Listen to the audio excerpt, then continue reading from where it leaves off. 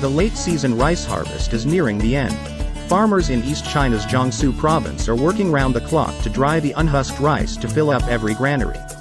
To facilitate the work, Jiangsu has installed more than 4,000 air source heat pump dryers in farms and companies across the province.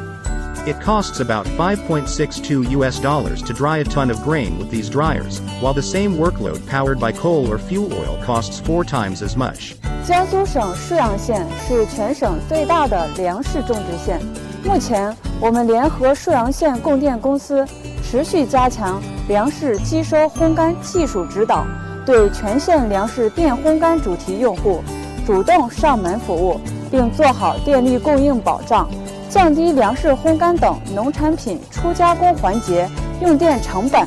Compared with traditional grain drying techniques using fossil fuels, air source heat pump drying consumes less energy, produces fewer pollutants and ensures greater safety and convenience.